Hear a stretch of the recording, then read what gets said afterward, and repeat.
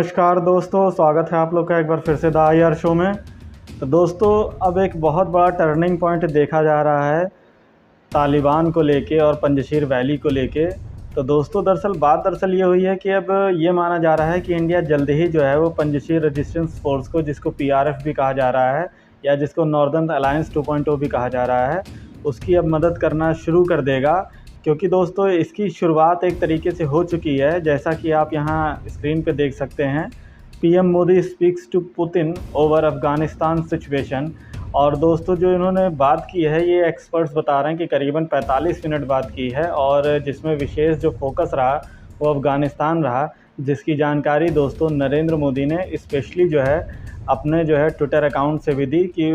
He had a detailed and useful exchange of views with my friend Putin on recent development in Afghanistan. तो कहीं ना कहीं दोस्तों, इन सब बातों से अब ये साफ़ होने लगा है कि भारत की बहुत ही पैनी नज़र है अफ़गानिस्तान के इशू को लेके, और कहीं ना कहीं तालिबान को लेके अफ़गानिस्तान के ऊपर इंडिया बहुत ज़्यादा कंसर्न है, जिसके लिए उसने अब रशिया से बात की है। क्योंकि दोस्तों, जैसा कि मैं आपको पहले भी बता चुका था कि भारत ही एक ऐसा देश है जो कि रशिया को इस बात के लिए तैयार कर सकता है कि उसको पंजशीर वैली के जो रेजिस्टेंस फोर्स है उसके लिए उसको हेल्प प्रोवाइड करनी चाहिए। और कहीं ना कहीं दोस्तों, अब ये चीज़ आपको अब देखने में भी मिलने लगेगी, क्योंकि इसकी एक शुरुआत के तौर पे आप कह सकते हैं कि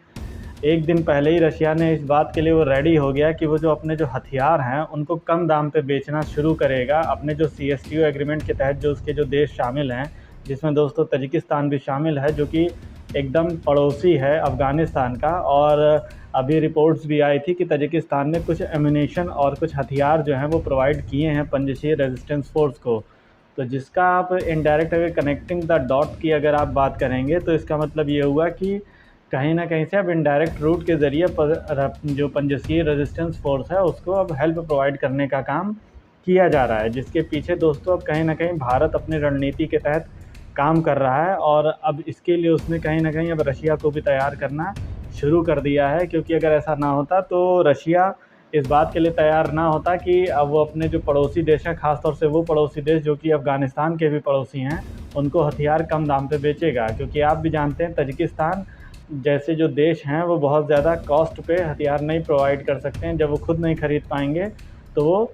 जो पंजशीर रेजिस्टेंस फोर्स है उसको कैसे प्रोवाइड करेंगे। और पंजशीर रेजिस्टेंस फोर्स को अभी हथियारों की और भी ज़्यादा फंडिंग की ज़रूरत पड़ेगी। और रशिया इस बात के लिए भी कंसर्न है, क्योंकि आपको मालूम होगा कि ड्रग्स का बहुत बड़ा जो है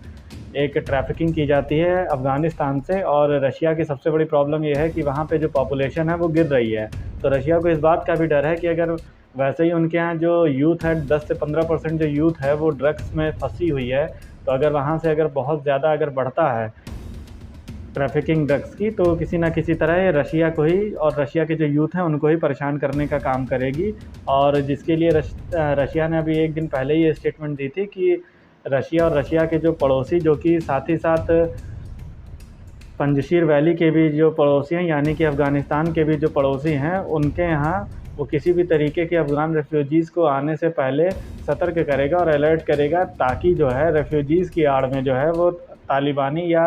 किसी भी तरीके के ISIS के आतंकी जो हैं वो रशिया में ना पैड बना पाए, और ना ही रशिया के जो CSTO एग्रीमेंट के तहत जो उसमें देश शामिल हैं उनमें।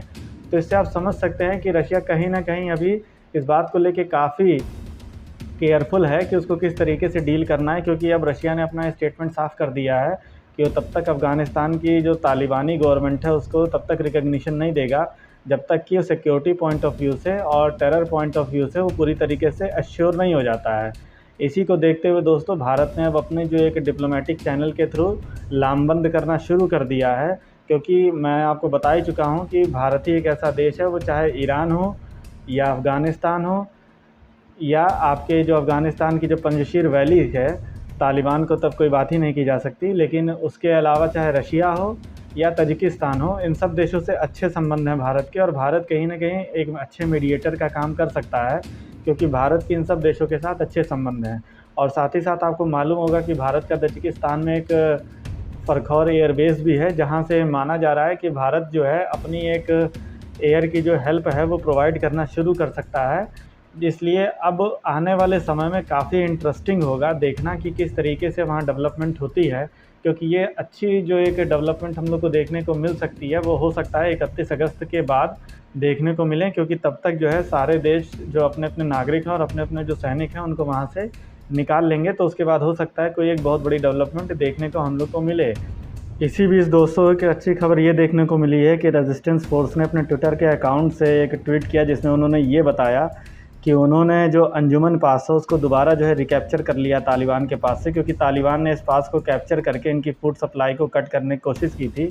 लेकिन जिसको इन्होंने वापस जो है रिकैप्चर कर लिया, जो कि एक बहुत अच्छी डेवलपमेंट है अफ़गानिस्तान के इशू को लेके।